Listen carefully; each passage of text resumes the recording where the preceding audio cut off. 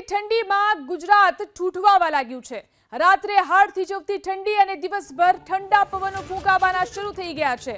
ત્યારે રવિવારે રાજ્યના 6 શહેરોનું લઘુત્તમ તાપમાન ગગડીને 15 ડિગ્રીની નીચે પહોંચી ગયું।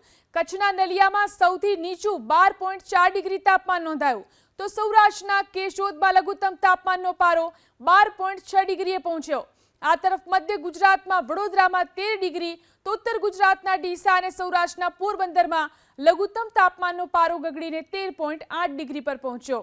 રાજકોટમાં રવિવારે લઘુત્તમ તાપમાન 14.7 ડિગ્રી નોંધાયું, જ્યારે કે વલ્લભ વિદ્યાનગરમાં 15 ડિગ્રી, અમદાવાદમાં 15.4 ડિગ્રી તો ગાંધીનગરમાં લઘુત્તમ તાપમાનનો પારો 15.9 ડિગ્રીએ પહોંચ્યો।